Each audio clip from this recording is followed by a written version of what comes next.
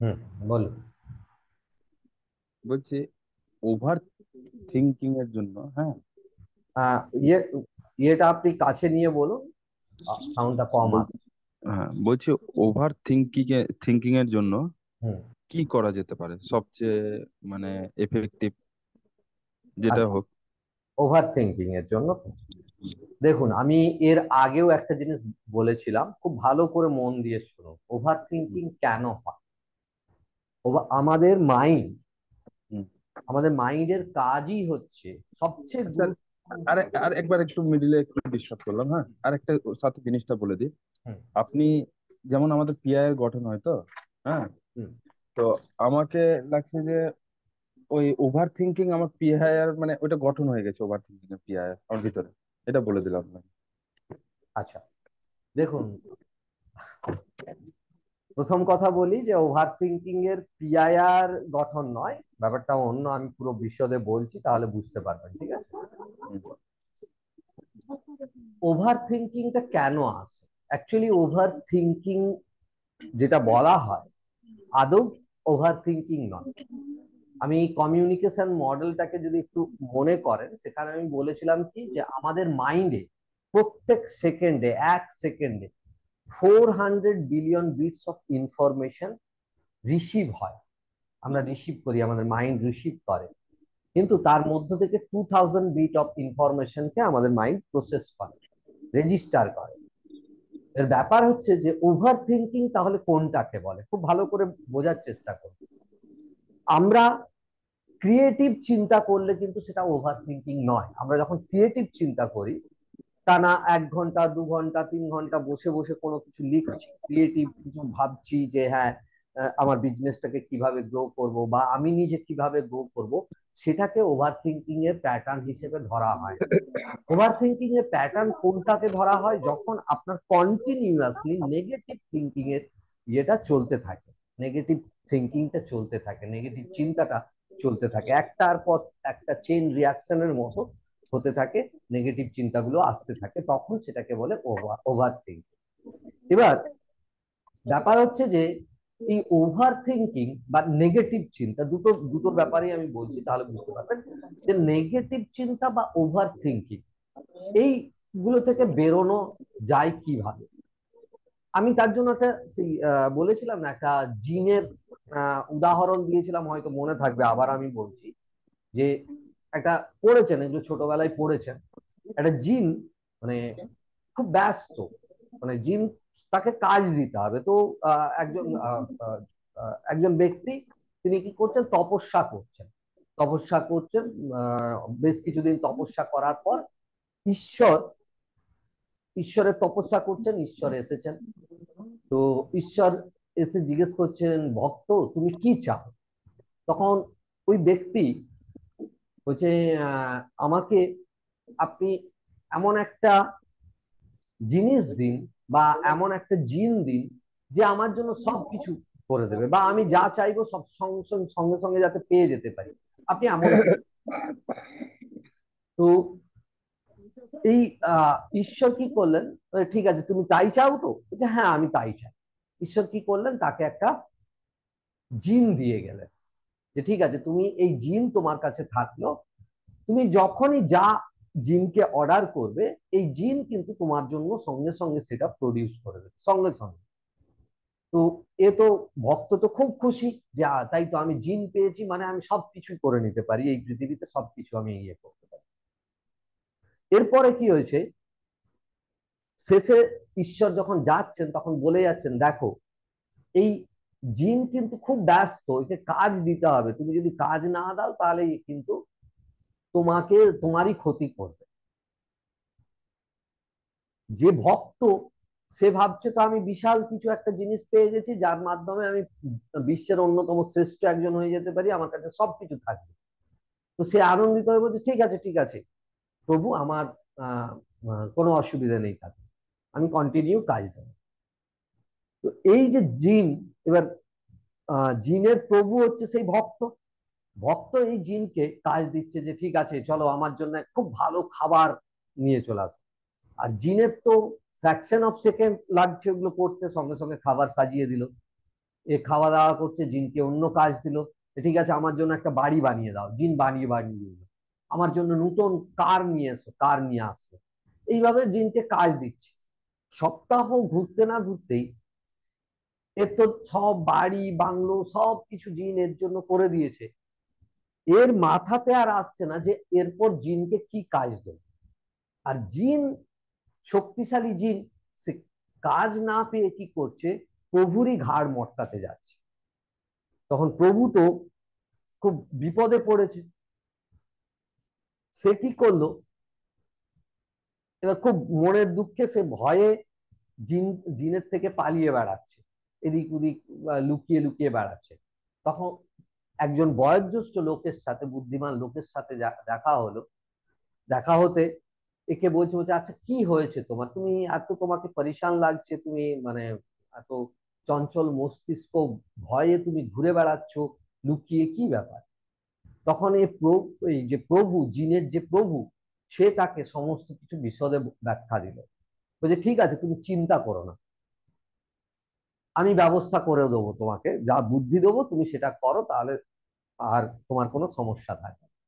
বলছি কি, তাড়াতাড়ি বলুন, জিন আমার পিছনে আসছে, এক্ষুনি আমাকে পেলে ঘাড় মোটটা আমাকে মেরে ফেলো। ঠিক আছে তুমি দেখো, রাস্তায় ওখানে একটা কুকুর বসে আছে যার লেজটা বাঁকানো, তুমি জিনকে বলো ওই কুকুরের লেজটাকে সোজা করতে, আর যতক্ষণ না সোজা হয় সে যেন ওটা সোজা করতে থাকে। এবার জিনের যে প্রভু, জিন যখন ওর পিছনে পিছনে আসছে, একে পেয়েছে, কাজ খুঁজছে, তখন ওই প্রভু বলছে ঠিক আছে ওখানে একটা কুকুর আছে, কুকুরটার লেজটাকে তুমি সোজা করো, যতক্ষণ না সোজা হচ্ছে তুমি সোজা করবে, আমি না ডাকা পর্যন্ত তুমি আসবে। এবার জিন কি করে, কুকুরের লেজ সোজা করে, কুকুরের লেজ তো আবার বেঁকে যায়, আবার সোজা করে, বেঁকে যায়। জিন আর তাকে কিছুতেই সোজা করতে পারে না, আর জিন ওই কাজে ব্যস্ত হয়ে যায়। এবার দেখুন আমি কেন এই গল্পটা বললাম। আমাদের মাইন্ড হচ্ছে এরকম জিনের মতো অত্যন্ত পাওয়ারফুল, তাকে সব সময় কাজ দিতে হবে। এবার আপনি যদি ভালো কাজ না দেন, ভালো চিন্তা না দেন, রেলিভ্যান্ট কাজে নিজেকে ব্যস্ত না রাখেন, তাহলে সে কিন্তু এরকম ইরেলিভ্যান্ট কাজ করবে, সে আপনারই ক্ষতি করবে। আর না হলে ওই কুকুরের লেজ সোজা করার মতো কোনো কাজ তাকে দিতে হবে, ওই নেগেটিভ চিন্তা। বোঝা গেল ব্যাপারটা? তো অত্যন্ত গুরুত্বপূর্ণ এই জন্য হলো যে আপনার মাইন্ডকে রেলিভ্যান্ট কাজে ব্যস্ত রাখা। আপনার মাইন্ডকে যতক্ষণ না রেলিভ্যান্ট কাজে ব্যস্ত রাখছেন, ততক্ষণ সে ইররেলিভেন্ট চিন্তা করবে, ইররেলিভেন্ট কাজে মাথা ঘামাবে। ক্লিয়ার? এরপর দেখুন যে তাহলে কি করে, মিউট করে নিন সবচেয়ে ভালো হয়। তো সব কি করে তাহলে মাইন্ডকে ব্যস্ত রাখবেন? সে তো ব্যস্ত জিনের মতো, সবসময় তো তার কিছু কাজ চায়। এর জন্য আমি বলবো, এগুলো পরে যখন আমরা সাকসেস মাস্টারি পড়বো সেখানে আমরা ডে শিডিউল বানানো শিখবো। তো ডে শিডিউল বানানোটা আজ থেকেই শুরু করব। ক্লিয়ার? ডে শিডিউল কিভাবে বানাবেন, আমি একটা আপাতত একটা প্রফর্মা বলছি যে ডে শিডিউল কিভাবে বানাবেন। প্রথমে প্রত্যেকদিন সন্ধ্যেবেলায় বসবেন, প্রত্যেকদিন কাজের ফাঁকে 5 থেকে 10 মিনিট সময় করে একটা খাতা পেন নিয়ে বসবেন, বসে লিখে নেবেন যে আপনার আগামীকাল কি কি কাজ আছে। ঠিক আছে? একদম ঘুম থেকে ওঠা 5:30টার সময় কি 6টার সময়, যটার সময় ঘুম থেকে ওঠেন, ঘুম থেকে উঠে আমি আধ ঘন্টা এক্সারসাইজ করব, 1 ঘন্টা এক্সারসাইজ করব, সব লিখে নিন। মানে টাইম লিখতে হবে না, প্রথমে আগে কাজগুলো লিখে নিন। আমাকে বাজার যেতে হবে, আমাকে আমার অফিসে যেতে হবে, কি আমার বিজনেস প্লেসে যেতে হবে, পুরো যা আছে। আমি উমুক কাস্টমারের সাথে কথা বলবো, বা উমুক মানুষটির সাথে কথা বলবো, বা আমি এই প্রোডাকশন ডিপার্টমেন্টের সাথে কথা বলবো, কোম্পানির সাথে কথা বলবো, যা একদম আছে পুরো লিখে নিন। আমি এতক্ষণ মেন্টাল ওয়েলনেস প্র্যাকটিস করব, সব কিছু যা যা কাজ আছে ভালো করে লিখে নিন সব। ঠিক আছে? সারা দিনের মধ্যে যা যা কাজ আছে সবকিছু লিখে নিন। লিখে নেওয়ার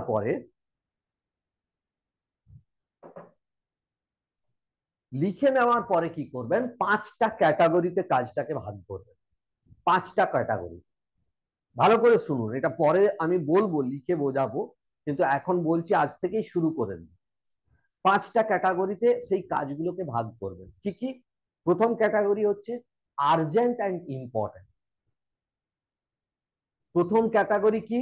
আর্জেন্ট এবং ইম্পর্টেন্ট, যেটা সবচেয়ে গুরুত্বপূর্ণ এবং আপনার আর্জেন্ট মানে এক্ষুনি করতে হবে, খুব মানে আর্জেন্ট বলতে বাংলাটা কি, ইমিডিয়েট করতে হবে এরকম ধরনের। তো আর্জেন্ট এবং ইম্পর্টেন্ট প্রথম ক্যাটাগরি, আপনি এ দিয়ে মার্ক করে নিতে পারেন যে এ হলো প্রথম category, urgent and important. Second category হচ্ছে ইম্পর্টেন্ট, মানে most important, not urgent. Urgency নেই, যেটা আজকে এখনই এই মুহূর্তেই করতে হবে এরকম আর্জেন্ট নয়, কিন্তু ইম্পর্টেন্ট, গুরুত্বপূর্ণ, এটাকে করতে হবে, তাহলে মোস্ট ইম্পর্টেন্ট। প্রথম হলো আর্জেন্ট অ্যান্ড ইম্পর্টেন্ট, সেকেন্ড হলো মোস্ট ইম্পর্টেন্ট, থার্ড হলো ইম্পর্টেন্ট, কেবল ইম্পর্টেন্ট, না আর্জেন্ট না মোস্ট ইম্পর্টেন্ট, যে এখনই করতে হবে এরকম কোনো আর্জেন্ট নেই, আর্জেন্সি নেই, আর খুব গুরুত্বপূর্ণ তাও নয় কিন্তু গুরুত্বপূর্ণ। তাহলে 3টে ক্যাটাগরি হলো। তারপরে হচ্ছে ডেলিগেশন। ডেলিগেশন মানে ডেলিগেট থাকে, দেখেন তো, যে একটা মিটিং হলো বা ইয়েতে ডেলিগেটস থাকে, তারা কি করে, সার্ভিস দেয়, কোনো না কোনো সার্ভিস, যে কেউ জল ডিস্ট্রিবিউট করছে, কেউ হয়তো কার্ড ডিস্ট্রিবিউট করছে, আইডেন্টি কার্ড ডিস্ট্রিবিউট করছে, তারা ডেলিগেটস। তো ডেলিগেটস এর এখানে কাজের ক্ষেত্রে ডেলিগেটসটা কি, যে কাজগুলো আপনি ডেলিগেটস করতে পারবেন। ধরুন আমি উদাহরণ দিচ্ছি, ধরুন আপনি ইলেকট্রিক বিল দিতে হবে, আজ এই আগামীকাল তার ডেট আছে, ইলেকট্রিক বিল দিতে হবে, কিন্তু এই ইলেকট্রিক বিল দিতে গেলে আপনি না গেলেও চলবে, অন্য একজন ব্যক্তির হাতে আপনি ইলেকট্রিক বিলটা পাঠিয়ে দিতে পারেন। তাহলে আপনি কি করলেন, কাজটা ডেলিগেট করতে পারলেন, মানে ডিস্ট্রিবিউট করে দিলেন, অন্য একজন এটা করে দেবে আপনার জন্য, ডেলিগেট। বা ধরুন কম্পিউটারে কাজ করছেন, কম্পিউটারে আপনি দেখছেন টাইপ করতে হবে, তো আমার একজন অ্যাসিস্ট্যান্ট আছে, সে এই টাইপটা করে দিতে হবে।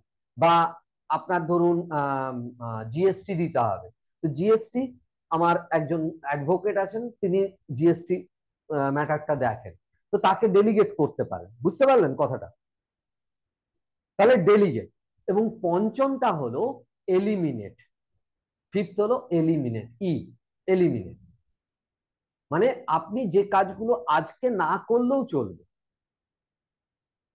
আজকের জন্য আপনি পোস্টপন করতে পারেন, যে এই কাজটা আজকে আমি না করলেও চলবে, এটা আগামীকাল বা এই সপ্তাহের মধ্যে করলে চলবে। ক্লিয়ার? কিন্তু মার্ক করে রাখতে হবে। তাহলে কি হলো, প্রথম এ হচ্ছে urgent and important, second B হচ্ছে কি মোস্ট ইম্পর্টেন্ট, থার্ড হচ্ছে আপনার ইম্পর্টেন্ট, সি, আর ডি হচ্ছে ডেলিগেট, কোনো কাজ ডিস্ট্রিবিউট করে দিতে পারেন, অন্য কাউকে দিয়ে করিয়ে নিতে পারেন, ডেলিগেটস, এই ডেলিগেটস ফোর্থ। আর ফিফথ হচ্ছে এলিমিনেট, তাহলে এ বি সি ডি, 5টা ক্যাটাগরি হয়ে গেল। এবার যখন রুটিনটা ঠিক করবেন, সব কাজগুলোকে লিখে নিলেন পরপর, লিখে নিয়ে সাইডে একটু জায়গা রাখবেন। তাহলে আমার মানে প্রথমে আগে আর্জেন্ট অ্যান্ড ইম্পর্টেন্ট কাজগুলো ধরবেন। ধরুন আপনি 10টা টাস্ক লিখেছেন, মোট 10টা টাস্ক আপনি লিখেছেন যেটা আপনাকে আগামীকাল করতে হবে, তার মধ্যে থেকে 3টে কাজ আপনার আর্জেন্ট এবং ইম্পর্টেন্ট। তার মধ্যে ধরুন একটা, যে অফিসিয়ালি আপনি একজন পার্সনের সাথে মিট করবেন, আর্জেন্ট কাজ আপনাকে, কি বলবো, আর্জেন্ট কাজ ধরুন যে যে কোনো একটা কাজ ধরুন যে আপনাকে কোনো কোনো একটা কাজ, যে আপনাকে বাজারে যেতে হবে, ধরুন সাপোজ আমি কথার মানে এক্সাম্পল হিসেবে ধরছি, আপনাকে বাজারে যেতে হবে, সেরকম আরেকটাও 3টে কাজ আপনার খুব আর্জেন্ট। তাহলে আর্জেন্ট কাজগুলোকে শিডিউল করে নিন, যে ঠিক আছে আমাকে বাজারে যেতে হবে, তাহলে আপনি 8টা থেকে 8:30 কি 9টা টাইম একদম দিয়ে দিন, টাইম শিডিউল করে দিন, যে সকাল 8:30টায় 8টায় আমি বাজার যাব, কি 8:30টায় বাজার যাব, 9টায় ফিরবো, তাহলে 8 ঘন্টা কি 1 ঘন্টা আপনার টাইম ইনভেস্ট হয়ে গেল। আর্জেন্ট অ্যান্ড ইম্পর্টেন্ট কাজ। নেক্সট হচ্ছে আপনার আর্জেন্সি ছিল কারোর সাথে মিট করা, আপনি সেই টাইমটা তার অনুযায়ী যে দুটোর সময় মিট করতে পারেন, বা আপনি নিজের টাইম অনুযায়ী দুটোর সময় মিট করতে পারেন, তো টাইম দিয়ে দিন 2 PM, 2টো থেকে 3টে অবধি আমি ওই ব্যক্তির সাথে মিট করব। নেক্সট থার্ড কাজ হচ্ছে আরেকজন ব্যক্তির সাথে, সাপোজ আরেকজন ব্যক্তির সাথে মিট করতে হবে, সেই টাইমটাও দিয়ে দিন, কখন মিট করবেন, 4টা, 5টা, বা সকাল 10টা, 11টা, যখনই হোক টাইমটা একদম শিডিউল করে হলো। এরপর মোস্ট ইম্পর্টেন্ট যেগুলো not urgent but most important কাজগুলোকে ধরুন, তাকে ওই একইভাবে টাইম স্লটে ঢেলে দিন, টাইম স্লট তাতে দিয়ে দিন। ক্লিয়ার? নেক্সট হচ্ছে যে কাজগুলো ইম্পর্টেন্ট সেগুলোকে এবার টাইম স্লটে দিন। হলো? তাহলে ডে শিডিউল এইভাবে বেরিয়ে আসবে। যদি কোনো কাজ ডেলিগেট করতে পারেন, চান বা করা যেতে পারে, সেটা ডেলিগেট করে দিন। এবং তার মানে ডেলিগেট করে দেওয়া নয়, ডেলিগেট করলেও তার থেকে ফিডব্যাক নিতে হবে কাজটা হলো কিনা, এটা দরকার ফিডব্যাক নেওয়া। নেক্সট হচ্ছে এলিমিনেট। যদি মনে হয় যে 10টা কাজ আমার সারাদিনে আমি কমপ্লিট করতে পারছি না, আমাকে 1টা কি 2টো কাজ আজকে পেন্ডিং রাখতে হচ্ছে, আমি করতে পারছি না, তো সেগুলো কাজগুলোকে একদম এলিমিনেট করে লিখে দিন, পরের শিডিউলে দিয়ে দিন। পরের শিডিউলে পরের কবে করবেন, ধরুন আজকে স্যাটারডে, আপনি করবেন সানডে বাদ দিয়ে, মন্ডে বাদ দিয়ে আপনি টুইসডে করবেন, তো টুইসডে একদম তাকে রেখে দিন। ক্লিয়ার? এইভাবে স্ট্রাকচার ওয়েতে পুরো ডে শিডিউলটা বানিয়ে দেখবেন এই যে জিনটা আছে না, শক্তিশালী মাইন্ড আছে না, এ আর কোনো ইরেলিভেন্ট কাজে ব্যস্ত থাকতেই পারবেন, আর কত প্রোডাক্টিভ হয়ে উঠবেন। আপনি বলছেন না মানে এই সায়েন্স কেন পাওয়ারফুল, দেখুন একটা জিনিস মানে পৃথিবীর কোনো কিছুকে হ্যান্ডেল করতে হবে না, খালি একটা জিনিসকে হ্যান্ডেল করুন। যে বিজনেসে আপনার 1 লাখ টাকা প্রফিট দেয়, সেই বিজনেস আপনাকে 1 কোটি টাকা প্রফিট দিতে পারে, এবং গ্যারেন্টি দিচ্ছি আমি, যদি অ্যাপ্লাই করেন গ্যারেন্টি দিচ্ছি সেই লেভেলে পৌঁছতে পারে। কিন্তু প্রপারলি অ্যাপ্লাই করতে হবে, অ্যাপ্লাই করলে, কারণ কি এ পুরো স্ট্রাকচার দেয়, এ সায়েন্টিফিক। এটা ওরকম নয় যে হ্যাঁ বসে বসে সোফাতে বসে বসে ভিজুয়ালাইজেশন করুন, তাহলে সব ল অফ অ্যাট্রাকশন কাজে লেগে যাবে, সব কিছু আপনার দিকে আকর্ষিত হবে।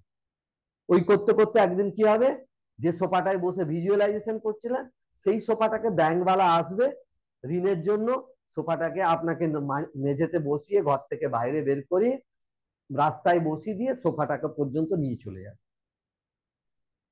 ঠিক আছে? তো একদম নয়, স্ট্রাকচার ওয়েতে দিনে 24 ঘন্টা, মনে রাখবেন আপনার জন্য 24 ঘন্টা দেওয়া আছে, আমার জন্য 24 ঘন্টা, বিল গেটস এর জন্য 24 ঘন্টা দেওয়া আছে। বিল গেটস তার 24 ঘন্টা আর নিজের মনটাকে ব্যবহার করে পৃথিবীর শ্রেষ্ঠ ধনীদের মধ্যে একজন, আর আমরাও আমাদের মাইন্ডকে ব্যবহার করছি, আমাদের মানে কি বলবো, সময়ে 24 ঘন্টাকে ব্যবহার করছি। এই দুটো জিনিস যদি সঠিকভাবে ব্যবহার করতে পারেন, লেভেল কোথায় যাবে চিন্তা করতে পারবেন। আমি এরকম বলছি না যে সবাই বিল গেটস হতে চায়, মানে বিশ্বের ধনীতম ব্যক্তি হতে চায়, সাফল্যের মানে এটা নয় যে প্রত্যেকেই ধনী হতে চায়। কারো কাছে সাফল্য মানে সফলতা মানে তার কাছে একটা সায়েন্টিস্ট হয়ে ওঠা, কারো কাছে সফলতা মানে কয়েক লক্ষ গাছ লাগানো, বিভিন্ন, এটা এটা নয় যে মানে সবাই বিল গেটস হতে চায়। ক্লিয়ার? তো এই দুটো জিনিসকে সঠিকভাবে ব্যবহার করুন, আর আজ থেকে শুরু করুন, দেখুন একদম স্ট্রাকচার ওয়েতে দিনটাকে সাজিয়ে নিন, একদম স্ট্রাকচার ওয়েতে দেখবেন আপনার যে এই যে বললেন না ওভার থিঙ্কিং এর প্যাটার্ন, এটা চলে যাবে। মাইন্ডকে ব্যস্ত রাখতে হবে, ওই জিনের মতো ভালো কাজে ব্যস্ত রাখতে হবে। যতক্ষণ আপনি ভালো কাজে ব্যস্ত রাখবেন, এ আপনার জন্য ভালো কাজ করবে। আর যত এই ধরনের মানে নিজেকে ইয়ে করবেন না, তত মাইন্ডের ভেতর যে নিউরাল পাথ হয়ে, নেগেটিভ চিন্তার যে নিউরাল পাথ হয়ে গঠন হয়েছে, সেই নিউরাল পাথ হয়েটা ব্রেক হবে। ক্লিয়ার? এটা কি নিউরাল পাথওয়ে গঠন হয়ে যায়। নেগেটিভ চিন্তা, একটা নেগেটিভ চিন্তা শুরু হলো, আরেকটা নেগেটিভ চিন্তাকে ট্রিগার করলো, সেখান থেকে আরেকটা নেগেটিভ চিন্তাকে ট্রিগার করলো। এইভাবে কি হয়, নিউরাল পাথওয়ে গঠন হতে থাকে। হ্যাঁ স্যার, ওই জিনিসটাই মানে আমি বলতে চাইছিলাম, যখন ধরলেন যে খুব অ্যাক্টিভ থাকি, হ্যাঁ, হুম। তো তখন মানে ঠিক থাকে, কিন্তু যখন ধরলেন যে হয়তো কোনো কারণবশত বাজার মানুষ মানে খারাপ থাকলো, হ্যাঁ, হুম। একটু ফাঁকা বসে আছি আছি হুম। হঠাৎ করে মানে তখন হয়তো মনটা চেঞ্জ হয়ে গেল, মানে বা কোনো জিনিস নিয়ে হয়তো আমার চিন্তা ছিল, অন্য সময় ওইটা হয়তো বেরিয়ে যায়, হ্যাঁ, হুম। ব্যস্ততার মধ্যে। কিন্তু অনেক সময় হয় কি, একটা জিনিস নিয়ে চিন্তা লাগলো, এবার এটা নিয়ে ওইটা নিয়ে, এটাতে কি হবে ওইটাতে কি, অটোমেটিক আমি ভাবতেই চাইছি না, কিন্তু অটোমেটিক মানে চলছে চারিদিকে প্রসেস নিজে, হ্যাঁ, মানে এই জিনিসটা আমি বুঝতে পারলাম যে এটা আমার সব থেকে বড় প্রবলেম, যে মানে ওভার থিঙ্কিংটা। হম, মানে আমি যেমন ব্যবসাটা ওভার থিঙ্ক করি, যেমন ওতে তো কিছু বেনিফিট আছে, যেমন কার কাছ থেকে কিনলে সস্তায় পাবো, কোথা থেকে কিনলে সস্তা, মানে একটা সবসময় মানে আমার মাইন্ড চলতে থাকে, হ্যাঁ। হুম। এবার ওইটাই যখন ফাঁকা থাকে তখন এই অসুবিধাটা হয়, এটা বুঝতে পারি। আর আরেকটা কথা বলে দিচ্ছি, এই যে বলছেন না আমার সব থেকে বড় প্রবলেম ওভার থিঙ্কিং, ঠিক আছে, কখনো এই শব্দ আর ব্যবহার করবেন না। যা ব্যবহার করেছেন করেছেন। প্রথম প্রবলেমকে বলবেন চ্যালেঞ্জ, ঠিক আছে, আর বলবেন ছিল, অতীতে ফেলে দিন। আমার একটা বড় চ্যালেঞ্জ ছিল, সেটা হলো ওভার থিঙ্কিং, কিন্তু আমি ধীরে ধীরে বেরিয়ে আসছি। মাইন্ডকে এই কমান্ড গুলো দিন। দেখুন আপনি যা ভাবছেন, আপনি যা বলছেন মনে মনেও, খালি মুখে শব্দ বেরিয়ে আসা নয়, মনে মনেও যা বলছেন, তার দ্বারা কিন্তু আপনার মাইন্ড রিপ্রোগ্রাম হচ্ছে, আর আপনার লাইফ সেইভাবেই গঠন হচ্ছে। সুতরাং বলার ধরনটা চেঞ্জ করুন, প্রবলেমের জায়গায় চ্যালেঞ্জ ব্যবহার করুন। Problem challenge. কি, প্রবলেম শুনলেই আমাদের মাইন্ড মানে ভাগে, মানে দৌড়তে শুরু করে, যে আরে বাবা আবার একটা প্রবলেম চলে। কিন্তু যখন সে চ্যালেঞ্জ হিসেবে নেয়, আপনি ভাবুন না, ছোটবেলায় কোনো স্পোর্টসে যখন নাম দিয়েছিলেন, বা ক্লাসে যখন পড়াশুনো করতেন, বা কোনো খেলাধুলোর ক্ষেত্রে যখন চ্যালেঞ্জ হিসেবে নিয়েছেন যে না এইটা জিততেই হবে, তখন আপনার পারফরমেন্স। আর যখন ভেবেছেন যে আরে বাবা এই এই অঙ্কটা করতে হবে, এটা তো বিরাট প্রবলেম, সমস্যা, এটা কি করে সমাধান হবে, তখন আপনার আহ, ইয়ে আপনার আচরণ, আপনার যে অ্যাকশন বা আপনার রেজাল্ট কি রকম, দুটোর অনেক তফাৎ হবে। আমাদের মাইন্ড চ্যালেঞ্জকে একসেপ্ট করে, ক্লিয়ার? তাই challenge, instead of problem use করুন চ্যালেঞ্জ, প্রবলেমের জায়গায় শব্দটা ইউজ করুন চ্যালেঞ্জ। আর এটাকে প্রেজেন্টে রাখবেন না, পাস্টে ফেলে দিন। আমার ওভার থিঙ্কিং প্যাটার্ন ছিল, আমার ছিল। চ্যালেঞ্জ ছিল ওভার থিঙ্কিং, কিন্তু আমি ধীরে ধীরে বেরিয়ে আসছি। তাহলে আপনার মাইন্ডের কাছে একটা ক্লিয়ার ক্রিস্টাল মেসেজ যাবে যে অঞ্জন এখান থেকে বেরোতে চায়। Clear? Clear sir. Ready? Ready my point. আর সব সময় নিজের মাইন্ডকে রেলিভেন্ট কাজে ব্যস্ত রাখুন। কোনো একদম স্ট্রাকচার ওয়েতে দিন শিডিউল করুন, প্রোডাক্টিভ ওয়েতে 24 ঘন্টার যতক্ষণ আপনি কাজ করবেন সেটা এতটাই প্রোডাক্টিভ যাতে হয়, সেই রেজাল্ট আপনি কয়েক মাসের মধ্যে, কয়েক দিনের মধ্যে দেখতে পাবেন। আমরা কি ভাবি, আরে অনেক কাজ হয়েছে, চলো এন্টারটেনমেন্ট, একটা ক্রিকেট ম্যাচ দেখে। দেখুন, একটা cricket match, one day match, আমরা সারা দিনে যদি ইয়ে করি, দেখি, আপনি ভাবুন তো আপনার জীবন থেকে তো ওই সময়টা চলে গেল। আমাদের টাইম লাইন সমান আমাদের লাইফ লাইন। এক একটা সেকেন্ড যদি আমরা অপচয় করি, সেটা আমাদের জীবন থেকে চলে যাচ্ছে, অন্য কারো জীবন থেকে যাচ্ছে না। তো আমরা যদি আমাদের সময়কে সঠিকভাবে ব্যবহার না করি, তাহলে আমাদের জীবন থেকে আমরা এইভাবে ঘন্টার পর ঘন্টা, মাসের পর মাস, বছরের পর বছর অপচয় করে কাটিয়ে দেব। একটা সময় গিয়ে ভাববেন আরে জীবন কিভাবে গেল না, এরকম মানে চুরি মেরে যেন জীবনটা চলে গেল, শেষ হয়ে গেল। সেটা যাতে না হয়, প্রত্যেকটা মুহূর্তকে এনজয় করুন। এবং এনজয় বলতে কাজের মাধ্যমে রেলিভেন্ট কাজ করুন, দেখুন ভালো লাগবে। নতুন নতুন কাজ করা, নতুন নতুন কিছু চিন্তা ভাবনা করার কাজ করুন, তাহলে দেখবেন যে প্রোডাক্টিভ হয়ে উঠবেন। নিজের শরীর ভালো থাকবে, মন ভালো থাকবে, নিজের প্রফেশনে অনেক ডেভেলপমেন্ট হবে, রিলেশনশিপ গুলোতে ডেভেলপমেন্ট হবে। ভেবে দেখুন না, একটা নেগেটিভ চিন্তা চলছে, ওভার থিঙ্কিং যেটা বলছেন সেই সব চলছে, সেই অবস্থাতে আপনি বাড়িতে এলেন, বাড়ির বাচ্চাটি আপনাকে কোনো একটা কিছু বললো, আবদার করলো, সঙ্গে সঙ্গে আপনার কি আচরণ হয়? এই থাম তো, পরে আমি এখন শুনতে পারবো না। কিন্তু আপনি যদি ফুল এনার্জেটিক হয়ে বাড়ি ফেরেন, হ্যাপি হয়ে বাড়ি ফেরেন, সেম কথা আপনাকে বাচ্চাটি বললো, একটা আবদার করলো, আপনি দেখবেন আরে বেটা, নিশ্চয়ই নিশ্চয়ই, দাঁড়া আমি একটু সময় করে তোর জন্য এটা কিনে আনবো, বা বেটা দেখ, আহ, এখন এখন নয়, আমি নিশ্চয়ই তোকে চেষ্টা করব। আপনার আচরণ পুরো চেঞ্জ হয়ে যায়। পুরোটাই মাইন্ডের খেলা, পুরোটাই। তাই একে ভালো কাজে ব্যস্ত রাখুন, কিচ্ছু করতে হবে না, যেভাবে রুটিন বললাম এইভাবে রুটিন মাফিক বানিয়ে 5 থেকে 10 মিনিট টাইম লাগবে। কারণ আপনি জানেন আগামীকাল কি করতে হবে, কাজগুলোকে পর পর লিখে নিন, যা যা কাজ মনে আসছে সবকিছুকে লিখে নিন, লিখে নিয়ে তারপরে সাইডে দাগ দিন যে কোনটা আর্জেন্ট, আর্জেন্ট অ্যান্ড ইম্পর্টেন্ট, কোনটা মোস্ট ইম্পর্টেন্ট, কোনটা ইম্পর্টেন্ট, কোনটা ডেলিগেট করা যাবে, কোনটা এলিমিনেট করা যাবে। এইভাবে যখন স্ট্রাকচার ওয়েতে হয়ে যাবে না, দেখবেন প্রত্যেকটা কাজ মানে কত ভালোভাবে আপনি সুসম্পন্ন করতে পারছেন। আর প্রত্যেক দিনের কাজ যদি আপনি সুসম্পন্ন করতে পারেন ভালোভাবে, তাহলে বুঝতে পারছেন তার রেজাল্টটা কোথায় যাবে 1 সপ্তাহ, 1 মাস, 1 বছর বাদে। Getting the clarity? আর কোনো প্রশ্ন আছে এই নিয়ে?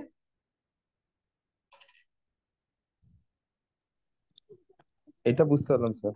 এটা, হ্যাঁ, ওই বিজিটাই করতে হবে। আমি মধ্যে মাঝে দেখছি যে মানে এই জিনিসটা আমার সাথে ঘটছে যে যেমন আমি কোনো ভালো কাজের জন্য নিজের ব্রেনকে বেশি খাটাচ্ছি, যেমন কোনো যে হ্যাঁ একটা নতুন কিছু আইডিয়া আনতে হবে, মানে সবসময় খাটাচ্ছি। যখন হয়তো মানে বাজার খারাপ বা ফাঁকা সময়, তখন কি হচ্ছে, ব্রেন অটোমেটিক, বললাম না যে ওই একটা জিনিস দেখছে তো ওটা নিয়ে এবার কি হতে পারে, এটা থেকে কি হতে পারে নিজেই ভাবছে, বুঝতে পারেন তো? এটা হয়ে যাচ্ছে ব্যাপার। এইটা কোনো কোশ্চেনটা করলাম। এইভাবে করুন, করার পরেও যদি কোনো ইয়ে হয় তাহলে আমাকে বলুন, ঠিক আছে?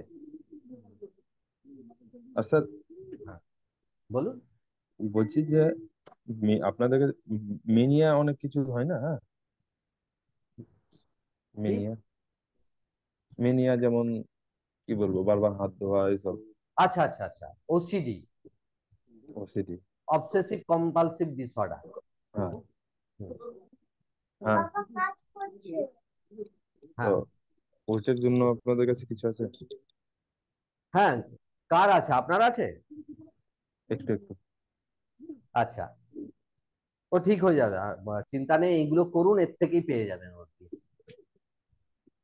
যেগুলো আমি করাচ্ছি এগুলো করুন, করতে করতে ঠিক হয়ে যাবে, চিন্তা নেই, ঠিক আছে? আরেকবার বলুন স্যার। আমি যেগুলো করাচ্ছি এগুলো করুন, করতে আচ্ছা, করতেই ঠিক হয়ে যাবে। ঠিক আছে। ঠিক আছে, চলুন, আর কোনো প্রশ্ন নেই তো? না, ঠিক আছে, আছে। আচ্ছা, আমি এটাকে স্টপ করে আবার রেকর্ডিং